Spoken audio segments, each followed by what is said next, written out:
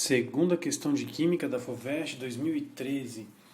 Ele apresenta para nós dois gráficos de equilíbrios, onde no início deste primeiro experimento nós começamos com H2 e 2.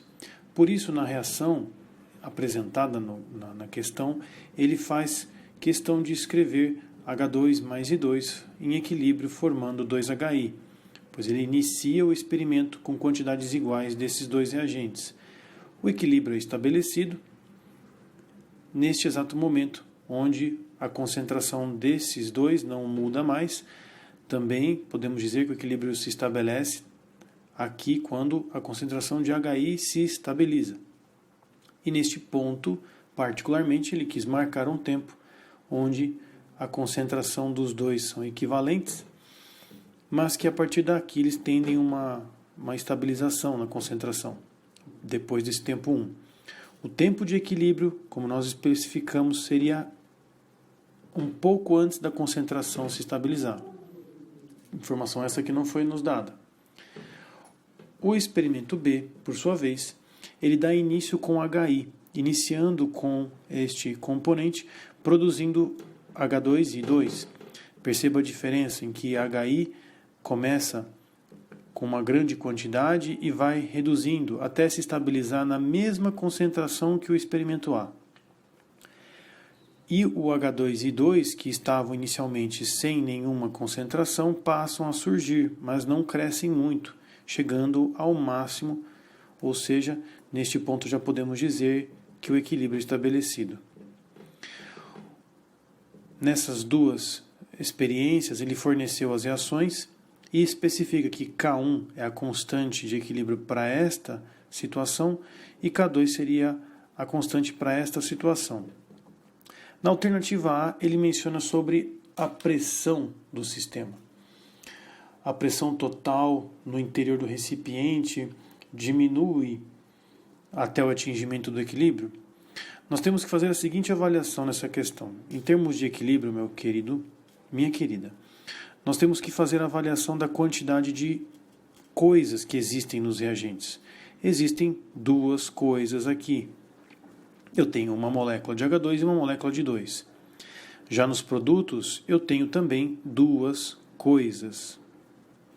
Portanto, não houve nenhuma alteração na pressão.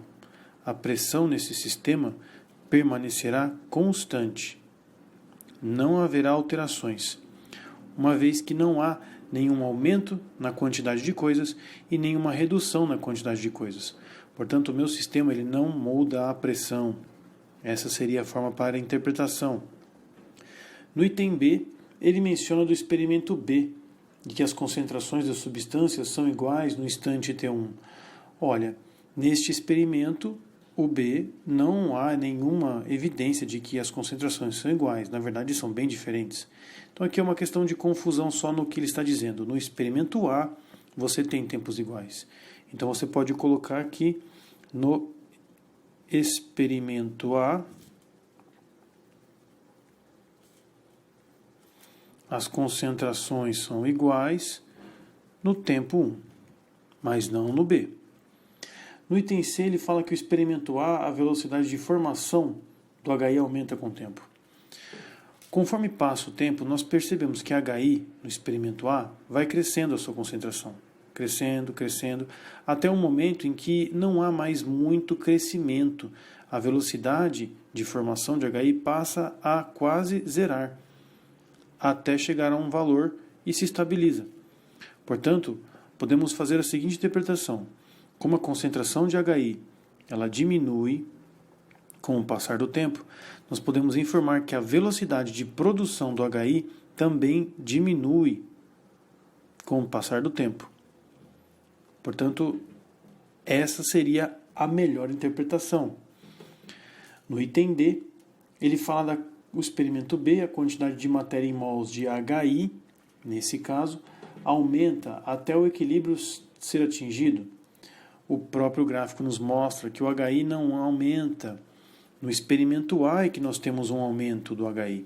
Portanto, o HI diminui a sua concentração no experimento B.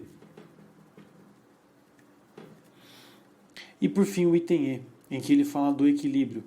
No experimento A, o valor da constante de equilíbrio K1 é maior do que 1. Para constatar isso, vamos escrever a expressão da constante de equilíbrio. A constante de equilíbrio, ela sempre será a concentração dos produtos dividido pela concentração dos reagentes. Essa é a definição da constante de equilíbrio. Neste exemplo, nós temos K1 igual a concentração do produto, que é HI, elevado ao coeficiente estequiométrico, que é este número 2 da equação do balanceamento, dividido pelos produtos H2 e HI iodo. No gráfico, nós podemos perceber que a concentração de HI é bem maior que a dos outros. Portanto, a concentração de HI, sendo ela muito maior que a concentração de H2 mais a concentração de I2, permite dizer que este numerador ele é maior que este denominador, em termos numéricos mesmo. Eu vou fazer uma divisão de um número grande por um número pequeno. E isso com certeza vai dar maior do que 1. Portanto, eu posso afirmar, observando os gráficos, verificando as concentrações maiores e menores, que essa divisão vai resultar num número maior do que 1. Que é o que deixa a letra E verdadeira.